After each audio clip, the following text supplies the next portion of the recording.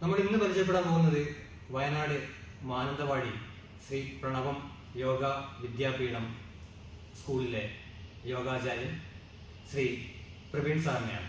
നമുക്ക് ഈ ഒരു പ്രോഗ്രാമിലേക്ക് നമ്മുടെ പ്രവീൺ സാറിനെ നമുക്ക് സ്വാഗതം ചെയ്യാം. നമസ്കാരം.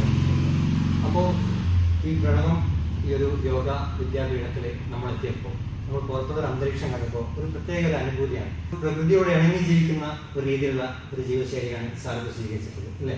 അതെ. അപ്പോൾ ഞാൻ ആദ്യം ചോദിക്കും, നമ്മുടെ ഈ യോഗയെ പറ്റി നമ്മുടെ ജീവിത ശൈലിയിൽ, അതായത് ദിനചര്യയിൽ യോഗയുടെ പ്രാധാന്യം എന്താണ്? ഭാരതത്തിൽ ആസ്തിക ദർശനങ്ങൾ 6ആണ്. 6ൽ ഒന്ന് യോഗാശാസ്ത്രം. ഈ യോഗാശാസ്ത്രത്തിൻ്റെ ഉപജ്ഞാതാവ് പതഞ്ജലി മഹർഷിയാണ്. പതഞ്ജലി മഹർഷി യോഗാശാസ്ത്രത്തെ ക്രോഡീകരിച്ചു എന്നുള്ളതാണ് അദ്ദേഹത്തിൻ്റെ മഹത്വം. ഒരു വ്യക്തിയുടെ ജീവിതത്തിൽ അനുവർത്തിക്കേണ്ടതായിട്ടുള്ള സമാധാനം ആഗ്രഹിക്കുന്ന, സന്തോഷം ആഗ്രഹിക്കുന്ന, ജീവിതത്തിൽ വിജയം ആഗ്രഹിക്കുന്ന ഒരു വ്യക്തി അനുവർത്തിക്കേണ്ട കാര്യങ്ങളാണ് യോഗാശാസ്ത്രം മുന്നോട്ട് വെക്കുന്നത്, അഥവാ യോഗ ദർശനം മുന്നോട്ട് വെക്കുന്നത്. നമ്മുടെ സമൂഹത്തിൽ ഈ ഒരു കാലഘട്ടത്തിലാണ് യോഗ വ്യായാമ പദ്ധതികളൊക്കെ പ്രചാരത്തിൽ വന്നിട്ടുള്ളത്. അതിൻ്റെ പ്രധാനപ്പെട്ട കാരണം നമ്മുടെ ടെക്നോളജിയിൽ വന്നിട്ടുള്ള വികാസമാണ്. ടെക്നോളജി വളരെ ശക്തമായപ്പോൾ സാധാരണ രീതിയിൽ നമുക്ക് ജീവിതം മുന്നോട്ട് കൊണ്ടുപോകാൻ വേണ്ടി നമ്മൾ ചെയ്തുകൊണ്ടിരുന്ന പല കാര്യങ്ങളും യന്ത്രങ്ങളേറ്റെടുത്തപ്പോൾ, അതേപോലെ തന്നെ ജീവിതത്തിന് തിരക്ക് വർദ്ധിച്ചപ്പോൾ, അതുപോലെ ന്യൂക്ലിയർ ഫാമിലിയായി ചുരുങ്ങിയ സമയത്തൊക്കെ നമ്മുടെ ശരീരത്തിന് വേണ്ടത്ര പരിഗണന കൊടുക്കാൻ പറ്റാതെ വന്ന സമയത്താണ് ഒരു ചെലവ് കുറഞ്ഞ, വളരെ എളുപ്പത്തിൽ ഏതൊരാൾക്കും എവിടെ വെച്ചും പരിശീലിക്കാൻ കഴിയുന്ന ഒരു വ്യായാമ പദ്ധതി എന്ന നിലക്ക് യോഗ പ്രചാരത്തിലേക്ക് വന്നിരിക്കുന്നു. പക്ഷേ യോഗാശാസ്ത്രത്തെക്കുറിച്ച് നമ്മൾ കൂടുതലായിട്ട് പഠിക്കുമ്പോൾ നമ്മൾ മനസ്സിലാക്കേണ്ടുന്ന കാര്യം യോഗ കേവലം ഒരു വ്യായാമ പദ്ധതി അല്ല എന്നുള്ളതാണ്. അതിന് 8 പടവുകൾ: യമം, നിയമം, ആസനം, പ്രാണായാമം, പ്രത്യാഹാരം, ധാരണ, ധ്യാനം, സമാധി. അപ്പോൾ ഈ 8 പടവുകളിൽ ആദ്യത്തത് യമമാണ്. അപ്പോൾ യമം എന്ന് പറയുന്നത് ഒരു വ്യക്തി സാമൂഹ്യ ജീവിതത്തിൽ പുലർത്തേണ്ട മര്യാദ. സമൂഹത്തിൽ സാമാന്യം മര്യാദ പുലർത്തുന്ന വ്യക്തി തീർച്ചയായിട്ടും വ്യക്തി ജീവിതത്തിലും അതേ മര്യാദ പുലർത്തിയ മതിയാകും. രണ്ടും പരസ്പര പൂരകങ്ങൾ. അല്ലാത്ത പക്ഷം നാട്ടുക്ക് രാജ വീട്ടുക്ക് നായ എന്ന് നമ്മൾ പണ്ട് പറയാം, പഴമൊഴി. അതുപോലത്തെ അവസ്ഥയിലേക്ക് വരും. അപ്പോൾ ഈ 2 കാര്യങ്ങളും ശരിയായ വിധത്തിൽ കൊണ്ടുപോകുമ്പോൾ ആ വ്യക്തിയുടെ ശരീരത്തിന്റെ എല്ലാ പ്രവർത്തനങ്ങളും യാതൊരു വിധത്തിലുള്ള കൈകടത്തലുമില്ല. കൈകടത്തൽ മീൻസ് നമ്മൾ കൃത്രിമത്വം ഇല്ലാതെ ശരിയായ വിധത്തിൽ മുന്നോട്ട് കൊണ്ടുപോകുന്നതിന് വേണ്ടി ആസനങ്ങൾ പരിശീലിക്കണം. അപ്പോൾ ആസനങ്ങൾ, വീണ്ടും പറയാം, ആസനങ്ങൾ കേവല വ്യായാമമല്ല. ആസനങ്ങൾ എന്ന് പറഞ്ഞ ഒരു നിലയാണ്. ആസനം എന്ന് പറഞ്ഞാൽ തന്നെ അതിൻ്റെ അർത്ഥം നില എന്നാണ്. ആ നിലയിലേക്ക് എത്തിക്കഴിയുമ്പോൾ നമ്മളുടെ ശ്വാസനിശ്വാസങ്ങൾ സ്വാഭാവികതയിലേക്ക് എത്തിക്കുക എന്നുള്ളതാണ് അതിൻ്റെ ഏറ്റവും പ്രധാനപ്പെട്ട കാര്യം. അങ്ങനെ ആസനസിദ്ധി കൈവരുന്ന വ്യക്തി ഏതൊരു ജീവിത സാഹചര്യത്തിലും മനസ്സിന് ചാഞ്ചക്കമില്ലാത്ത വിധത്തിൽ അവൻ്റെ ലക്ഷ്യം എന്താണോ ആ ലക്ഷ്യത്തിലേക്ക് തന്നെ സഞ്ചരിക്കാൻ പാകത്തിന് പ്രാപ്തി നേടുന്നതാണ്. അപ്പം അതിലേക്ക് നമ്മൾ നയിക്കുന്ന ഒന്നാണ് ആസനം. പക്ഷെ അപ്പോൾ നമുക്ക് പ്രത്യേകമായി ഒട്ടനവധി ആസനങ്ങളുണ്ട്. ആ ആസനങ്ങളിലേക്ക് എത്തിച്ചേരുന്നതിന് വേണ്ടി നമ്മളുടെ സാധാരണ ഇപ്പോൾ മാർഷൽ ആർട്സുകളിലും അതേപോലെ തന്നെ നമ്മളുടെ ജിംനേഷ്യങ്ങളിലും ഒക്കെ നടത്തുന്ന വ്യായാമ പദ്ധതികൾ കൂടി ചേർന്നുകൊണ്ടാണ് നമ്മൾ ഓരോ ആസനത്തിലേക്ക് എത്തിച്ചേരുക. പക്ഷേ ഇവിടെ മറ്റ് ആയോധന കലകൾ അല്ലെങ്കിൽ ജിംനേഷ്യം പോലുള്ള മറ്റ് വ്യായാമ പദ്ധതികൾ അല്ലെങ്കിൽ ഫുട്ബോൾ, ക്രിക്കറ്റ് പോലുള്ള കായിക വിനോദങ്ങളിൽ നിന്നെല്ലാം വ്യത്യസ്തമായി ഇവിടെ മത്സര ബുദ്ധിയില്ല. ഒരു തരത്തിലും തൊട്ടപ്പുറത്തിരിക്കുന്ന വ്യക്തിയേക്കാൾ മികച്ച രീതിയിൽ പെർഫോം ചെയ്യണമെന്നുള്ള വിചാരത്തോടുകൂടിയല്ല യോഗ പരിശീലനത്തിൽ നിർദ്ദേശം കൊടുക്കുക. നമുക്ക് കീഴ്പ്പെടുത്തേണ്ടത് നമ്മളെ തന്നെയാണ്. മനസ്സും ശ്വാസവും രഥവും സാരഥിയാണ്. അപ്പോൾ സാരഥി ശരിയായ വിധത്തിൽ പ്രവർത്തിച്ചെങ്കിൽ മാത്രമേ രഥം ലക്ഷ്യസ്ഥാനത്തേക്ക് എത്തൂ. അപ്പോൾ ശ്വാസത്തെ ശരിയായ വിധത്തിൽ ക്രമീകരിക്കാൻ പഠിച്ചൊരു വ്യക്തിക്ക് മാത്രം തൻ്റെ ലക്ഷ്യത്തിലേക്ക് ശരീരത്തെ കൊണ്ടുപോകാൻ സാധിക്കുന്നത്. കാലങ്ങളായിട്ട് എൻ്റെ മനസ്സിലുണ്ടായിരുന്ന ഒരു സംശയമാണ്, പണ്ട് കാലങ്ങളിൽ ഈ ഒരു യോഗ ഒരു മതത്തിൻ്റെ അല്ലെങ്കിൽ ഒരു പ്രത്യേക വിഭാഗത്തിൻ്റെ മാത്രം ആയി നിലനിന്ന് അല്ലെങ്കിൽ നമ്മൾ കണ്ടുകൊണ്ടിരുന്ന ഒരവസ്ഥയിൽ നിന്നും ഇന്ന് സമൂഹത്തിൽ എല്ലാവരും സ്വീകരിക്കുന്ന അല്ലെങ്കിൽ അത്യാവശ്യമായിട്ട് സ്വീകരിച്ചിട്ടുള്ള ഒരു ഇതായിട്ട് മാറിയിട്ടുണ്ട് യോഗ. ഈ മതം എന്ന വാക്കിൻ്റെ അർത്ഥം സംസ്കൃതത്തിൽ അഭിപ്രായമുള്ളത്. ഭാരതീയ തത്വചിന്ത പ്രകാരമൊക്കെ 84 ലക്ഷം ജീവജാലങ്ങളിലൂടെ കടന്നിട്ടാണ് നമ്മുടെ ഒരു മനുഷ്യനായി കണ്ടത്. അങ്ങനെ ഒരു സങ്കല്പം. ഇപ്പൊ നമ്മളിന്ന് പ്രബലമായി കാണുന്ന മതങ്ങളെല്ലാം തന്നെ രൂപപ്പെട്ടു വന്നത് ചുരുങ്ങിയ കാലമായിട്ട്. ഇപ്പം ഇസ്ലാമിനെ കുറിച്ച് പറയുകയാണെങ്കിൽ മുഹമ്മദ് നബിക്ക് ശേഷമാണ് ഇസ്ലാം എന്ന മതം ഉണ്ടായത്. അതുപോലെ ക്രിസ്തുവിന് ശേഷമാണ് ക്രിസ്തു മതം ഉണ്ടായിട്ടുള്ളത്. അതുപോലെ ജൂതായുസത്തിൻ്റെ ഒക്കെ നമുക്ക് ചരിത്രം അന്വേഷിച്ച് പോകുമ്പോൾ ചരിത്ര ഗവേഷകന്മാരുടെയൊക്കെ പറയുന്ന കാര്യങ്ങൾ വെച്ച് നോക്കുമ്പോൾ ചുരുങ്ങിയ കാലം മാത്രമായിരുന്നു. അപ്പൊ അതിനു മുമ്പേ യോഗം ഉണ്ടായിരുന്നു. കാരണം എന്ന് മനുഷ്യൻ ഈ ഭൂമിയിൽ പരിണമിച്ചോ അല്ലെങ്കിൽ സൃഷ്ടിക്കപ്പെട്ടോ ഭൂമിയിലേക്ക് വന്ന കാലഘട്ടം മുതൽ തന്നെ പ്രകൃതിയോട് അതിജീവിക്കുന്നതിന് എങ്ങനെയാണെന്നുള്ള പരിശീലനം നടന്നിട്ടുണ്ട്. ഇപ്പോഴും നടക്കുന്നു. അന്ന് നടത്തിയ ആളുകളെ നമ്മൾ മഹർഷി എന്ന് പറയും. അന്ന് ആ പരീക്ഷണം നടത്തിയ ആളുകളെ നമ്മൾ മഹർഷി എന്ന് പറയും, അല്ലെങ്കിൽ മുനി എന്ന് പറയും, ഋഷി എന്ന് പറയും. ഇന്ന് നമ്മൾ അവരെ സയന്റിസ്റ്റ് എന്ന് പറയും. ഇതൊരു മതത്തിൻ്റെതല്ല. പിന്നെ മറ്റൊരു കാര്യം, നമുക്ക് ഇതിൻ്റെതായിട്ടുള്ള കാര്യങ്ങൾക്കെല്ലാം ഒരു ഹിന്ദു മതവുമായി ബന്ധപ്പെട്ട ആചാരാനുഷ്ഠാനങ്ങൾക്ക് വളരെ സാദൃശ്യമുണ്ട്. കാരണം അത് ഉണ്ടായത് ഭാരതത്തിലാണ്. ഭാരതത്തിലുണ്ടായിരുന്ന ആ പ്രബല ഒരു വിചാരധാര ഹിന്ദു ജീവിത പദ്ധതിയുടെ ആയതുകൊണ്ട് തീർച്ചയായിട്ടും ഇതിനകത്ത് ആ ഒരു ഹിന്ദു മതവുമായി ബന്ധപ്പെട്ടിട്ടുള്ള ആചാരാനുഷ്ഠാനങ്ങളൊക്കെ നമുക്ക്. അപ്പോൾ നമ്മളിപ്പോ ഈ ഹിന്ദു മത ആചാരങ്ങളെ കുറിച്ച് പറഞ്ഞല്ലോ. അപ്പൊ നമ്മളിപ്പോ ഈ ഒരു ഈ യോഗ ക്ലാസ്സിലേക്ക് നമ്മൾ പുതുതായിട്ടുള്ള ആളുകൾ വരികയാണെങ്കിൽ അവര് അനുഷ്ഠിക്കേണ്ട ആചാരങ്ങൾ അല്ലെങ്കിൽ അവര് അനുഷ്ഠിക്കേണ്ട രീതികൾ എന്തൊക്കെയാണ്? വളരെ നല്ല ചോദ്യമാണ്. അപ്പൊ നമ്മൾ ഇപ്പൊ പാരമ്പര്യമായ രീതിയിൽ യോഗ പരിശീലിപ്പിക്കുന്ന കേന്ദ്രമാണ് ശ്രീപ്രണവം യോഗ വിദ്യാലയം. അപ്പൊ ഇവിടെ വരുന്ന വ്യക്തികൾ പരിശീലന കേന്ദ്രത്തിലേക്ക് പ്രവേശിക്കുമ്പോൾ ഇവിടെ ആളുണ്ടെങ്കിലും ഇല്ലെങ്കിലും അവര് നമസ്തേ പറഞ്ഞുകൊണ്ട് അല്ലെങ്കിൽ നമസ്കാരം പറഞ്ഞുകൊണ്ടാണ് പ്രവേശിക്കുക. യോഗയിലേക്ക് വരുന്ന ആളുകളിൽ ഭൂരിപക്ഷം ആളുകൾ ശരിയായ വിധത്തിൽ യോഗയെക്കുറിച്ച് മനസ്സിലാക്കിയിട്ട് വരുന്ന ആളുകൾ ഇവിടെ നമുക്ക് വന്നിട്ടുള്ളത് 99% ആളുകളും ഇതിനെക്കുറിച്ച് പഠിച്ചിട്ട് തന്നെ വന്നിട്ടുള്ളതാണ്. അതുകൊണ്ട് തന്നെ അവരെ സംബന്ധിച്ച് നമുക്ക് യാതൊരു ബുദ്ധിമുട്ടും ഉണ്ടായിട്ടില്ല. പിന്നെ ചില ആളുകളെ സംബന്ധിച്ച് ഓങ്കാരം ചൊല്ലുവാനും അതേപോലെ തന്നെ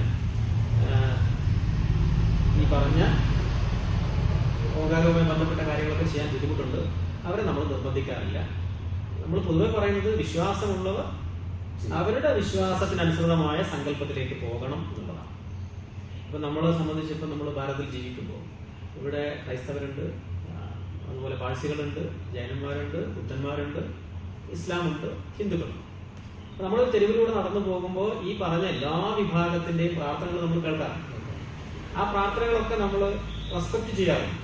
ഇനി റെസ്പെക്ട് ചെയ്തില്ലെങ്കിൽ പോലും നമ്മൾ അതിനോട് നെഗറ്റീവായ ഒരു പ്രതികരണം നടത്താറുണ്ട്.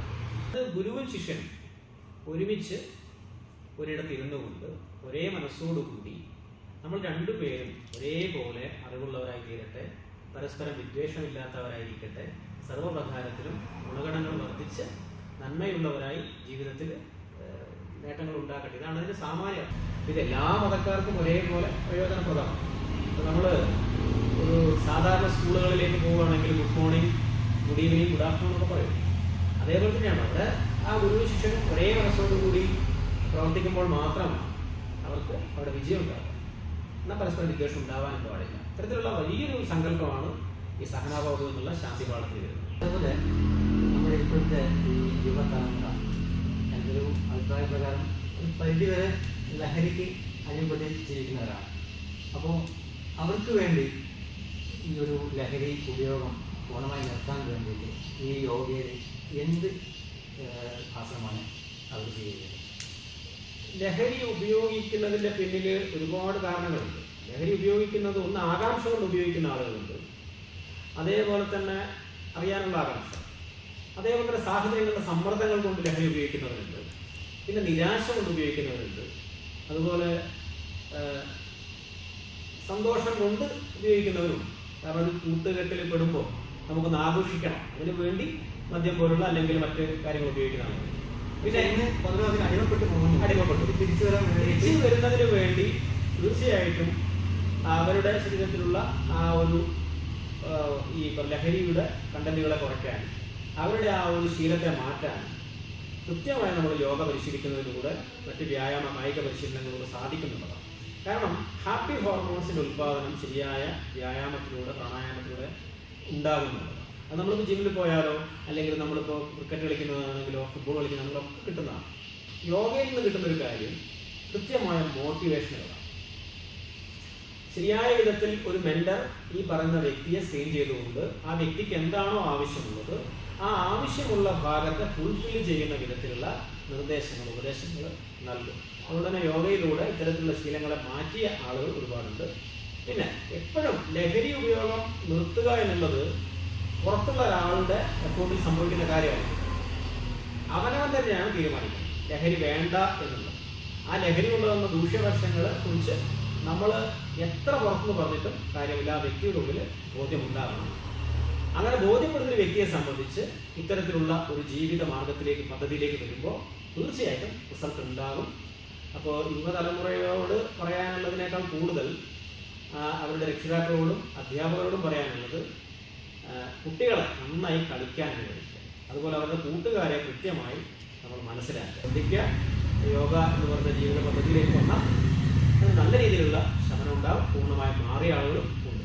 അതേപോലെ ഈ സമൂഹത്തിന് വേണ്ടി മറ്റൊരു ചോദ്യം കൂടെ, നമ്മുടെ പണ്ടത്തെ തലമുറയേക്കാൾ ഈ തലമുറ ആത്മഹത്യയിലേക്ക് ഒരുപാട് മുന്നോട്ട് വരുന്നുണ്ട്. കാരണം അവർക്ക് പ്രതിസന്ധികളെ തരണം. തീർച്ചയായും ഈ പഴയ തലമുറ എന്ന് പറയുന്ന സമയത്ത് കൂട്ടുകുടുംബ വ്യവസ്ഥയിലായിരുന്നു ആളുകൾക്ക് ജീവിച്ചത്. മാത്രമല്ല ഒരു കുടുംബത്തിലേക്ക് ഒരു കുറഞ്ഞ കൂടുതൽ ആളുകളിൽ നിന്ന് വരുമാനം വരുന്ന ഒരു സാഹചര്യം ഉണ്ടായി. അന്നത്തെ കാലഘട്ടത്തിൽ തിരക്ക് കുറവായിരുന്നു. ഇന്നത്തെ പോലെ ഉപകരണങ്ങൾ ഇല്ലായിരുന്നെങ്കിൽ പോലും അന്ന് തിരക്ക് വളരെ കുറവാണ്. ഇന്ന് നമ്മളെ സഹായിക്കാനുള്ള ഉപകരണങ്ങളെ തട്ടി വീട്ടിൽ നിന്ന് അങ്ങോട്ടും ഇങ്ങോട്ടും തിരിയാൻ പറ്റുന്ന അവസ്ഥയാണെങ്കിൽ പോലും നമുക്കിന്ന് തിരക്ക് പിടിച്ച ലോകമാണ്, മത്സര കാലഘട്ടമാണ്. ഈ മത്സര കാലഘട്ടത്തിൽ പൊതുവെ സ്ട്രെസ് ഉണ്ടാകും. കാരണം എന്നേക്കാൾ മികച്ച രീതിയിൽ മറ്റൊരാൾ പെർഫോം ചെയ്യുകയാണെങ്കിൽ അയാളെ എടുത്ത് ആഘോഷിക്കുകയും നമ്മളെ എടുത്ത് ദൂരെ കളയുകയും ചെയ്യുന്ന വിധത്തിലേക്ക് കാര്യങ്ങൾ വന്നിട്ടുണ്ട്.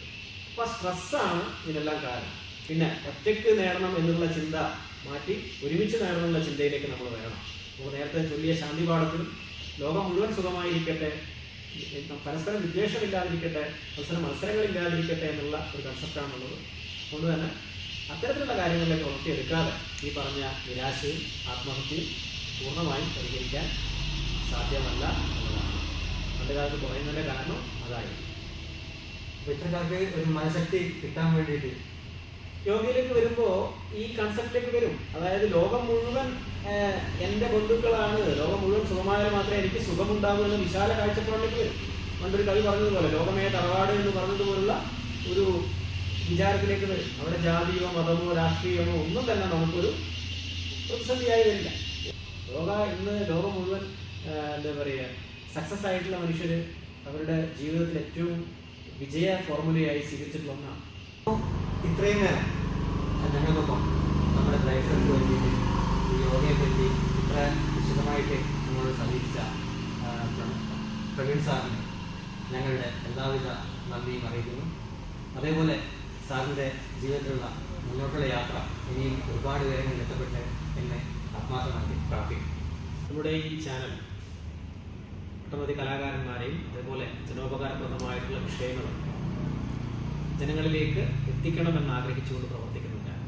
ഇത്തരത്തിലുള്ള ഉപകാരപ്രദമായ വിഷയങ്ങൾ കേൾക്കുന്നതിന്, കാണുന്നതിന്, അറിയുന്നതിന് ഈ ചാനൽ സബ്സ്ക്രൈബ് ചെയ്യുക.